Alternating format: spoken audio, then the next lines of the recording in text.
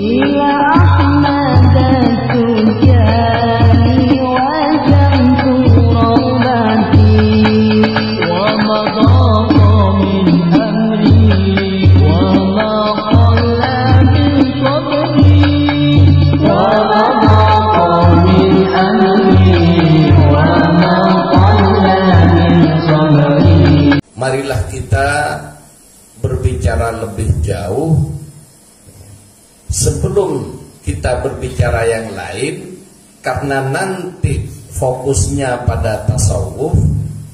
Mari kita lihat apa yang dimaksud ilmu tasawuf, yang mana ilmu ini oleh orang-orang Salafi Wahabi dibilang ilmu yang sesat, menyesatkan, dan orang-orangnya kafir zindik. Kafir zindik itu adalah kafir yang covernya Islam, dalamannya kafir. Namanya kafir zindik. Dan ini yang dituduhkan oleh orang-orang Wahabi Salafi. Nah, kita ingin menjawab, benarkah tuduhan mereka? Dan jawaban itu kita tidak bisa hanya merendah, kita begini, kita begini. Jawaban kita adalah dengan dasar hukum Quran dan sunnah Rasulullah Sallallahu Alaihi Wasallam. Kemudian mari para hadirin kita melihat apa yang dikatakan para ahli tentang tasawuf itu sendiri. Seorang imam besar namanya Imam Zakaria Al-Ansari menyatakan bahwa tasawuf adalah ilmu yang dengannya diketahui tentang pembersihan jiwa, perbaikan budi pekerti, serta pembangunan lahir batin untuk memperoleh kebahagiaan yang sejati. Jadi fokus tasawuf di sini pada akhlak, membangun jiwa, membersihkan dulu dari dosa-dosa, selanjutnya membersihkan dari sifat-sifat tercela, dan setelah itu lebih jauh ya, membuka tabir-tabir yang menutupi mata batin kita, sehingga seorang hamba bisa berjalan perjalanan rohaninya menuju Allah Subhanahu wa ta'ala. Perjalanan batin yang mana kalau perjalanan dohir ya, dari Bogor ke Jakarta saja, kalau orang yang nyetir tidak tahu jalan, hanya tahunya dengan rambu-rambu di jalan, perlu diketahui rambu-rambu di jalan tidak menjamin tidak sesat. Kenapa? Kadang-kadang salah baca dengan kecepatan tinggi, keliru keluar tolnya, sehingga belangsak kemana-mana. Itu salah satunya. Kemudian juga ada seorang ulama besar namanya Imam Ahmad Zarruq mengatakan tasawuf adalah ilmu yang bertujuan untuk memperbaiki hati dan memfokuskannya hanya untuk Allah semata. Sedangkan fikih adalah ilmu yang bertujuan untuk memperbaiki amal. Jadi amal ini perbuatan. Jadi ilmu fikih memperbaiki bagaimana caranya berdiri dalam sholat, bagaimana caranya ruku, bagaimana caranya iktidal, bagaimana caranya sujud, bagaimana cara duduk di antara sujud, bagaimana duduk dalam tahiyat dan lain sebagainya. Itu dibahas dalam ilmu fikih. Tapi bagaimana agar supaya khusyuk, ini tidak ada dalam fikih.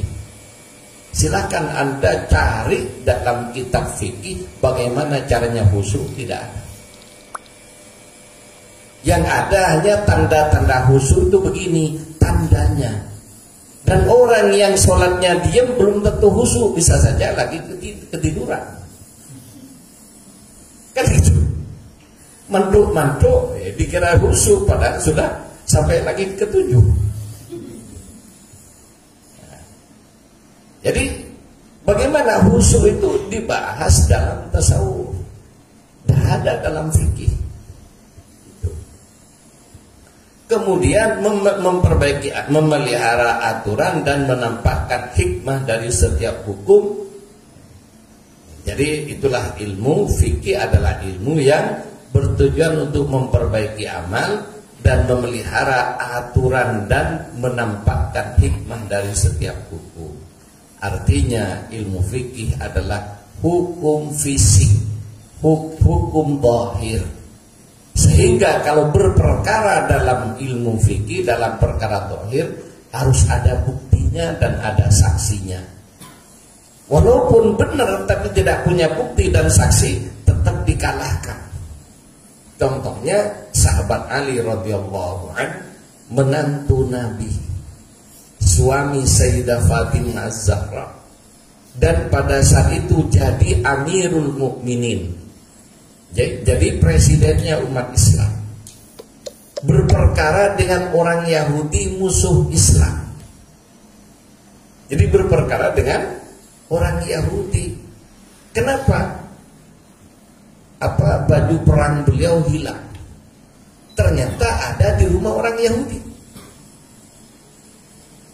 Setelah maju ke pengadilan, hakimnya namanya Surah, dia tanya, wahai, jadi ketika di pengadilan walaupun Amirul Mukminin tidak disebut karena di pengadilan setara, hakim yang berkuasa.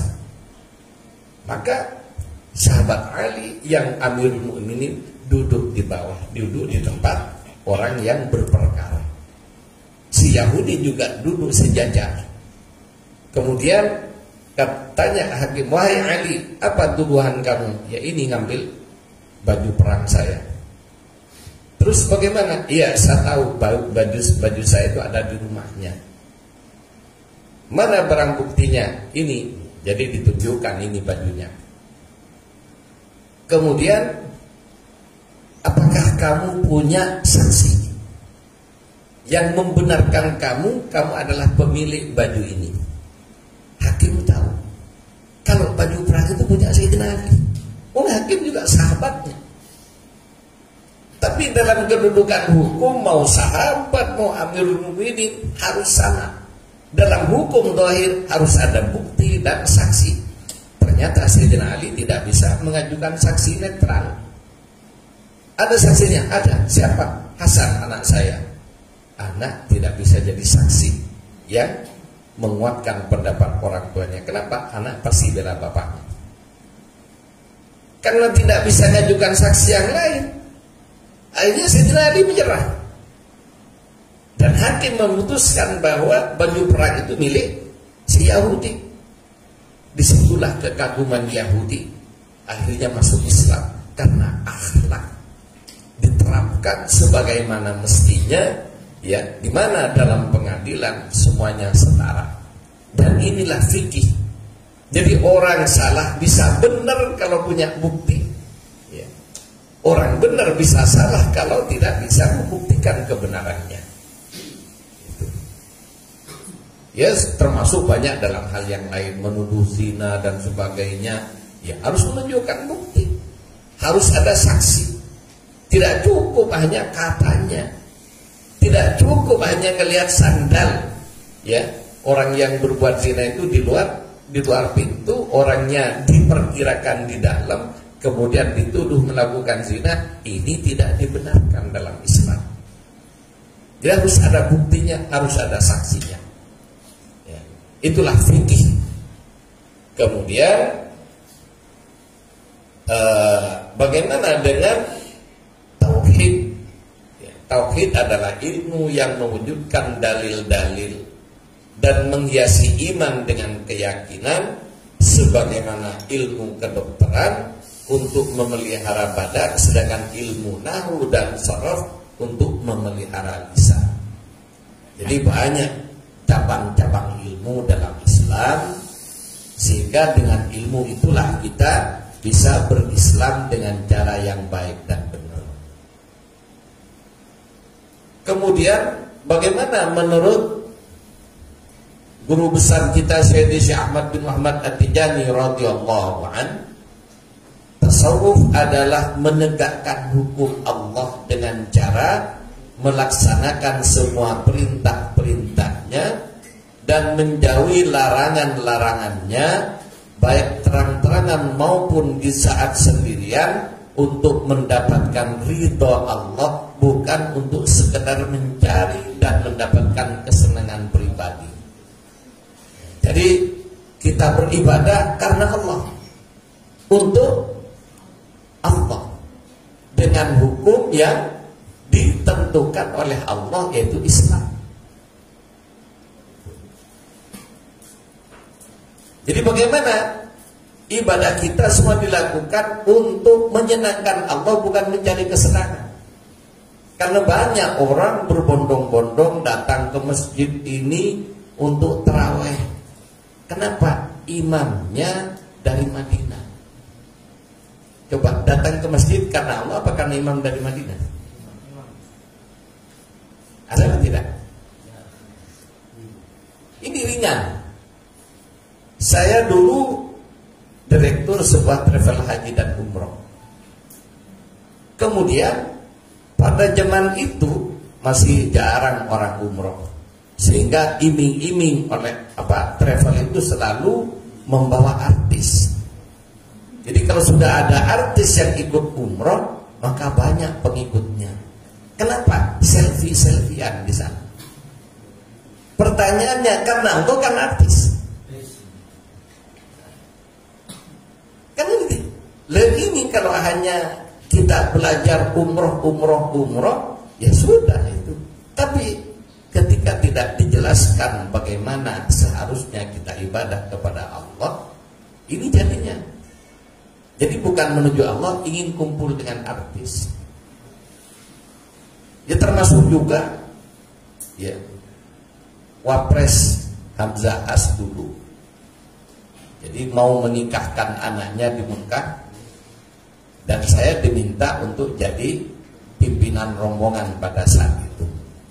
Cuma travel yang saya kawal adalah punya Garuda, yang serba ya namanya administrasi kayak gitu. Semuanya pada tidak berani bermain. Akhirnya sudah disepakati harganya, tapi karena ada untuk orang-orang yang ya wa'alihi ini minta bagian, jadi harga pada zaman itu masih 1.200 US dollar, sudah mahal umroh. Itu ditarget harus 2.800-nya hilang. Nah kita karena perusahaan resmi punya Garuda, tidak mau pakai kwitansi potong. Akhirnya diambil orang. Begitu diambil orang, dari pengusaha langsung 120 orang daftar. Kenapa? Ada Wapres. Kenapa? Ya proyek di baliknya. Setelah perkenalan, perteleponan, setelah perteleponan, ya perproyekan. Itulah pengusaha. Apa karena Allah? Ya karena usahanya. Ya seperti main golf. Jadi main golf itu tempatnya ya bernegosiasi, bukan olahraga. Jadi kalau ingin tahu ya permainan direktur ya, karena dulu saya direktur, banyak bicara dengan sesama direktur, ngertilah dengan begitu-begitu. Kemudian Imam Junaid berpendapat bahwa tasawuf adalah berakhlak luhur dan meninggalkan semua akhlak tercela. Kemudian Abu Hasan Asy'ari berpendapat bahwa tasawuf adalah melatih jiwa untuk tekun beribadah dan mengembalikan kepada hukum Allah. Jadi ini definisi tasawuf yang sangat banyak, sehingga kalau dikumpulin kita baca kitab macam-macam kitab tasawuf, definisi tasawuf kurang lebih 2000 definisi. Ya, kenapa? Masing-masing punya pendapat mendefinisikan tasawuf itu.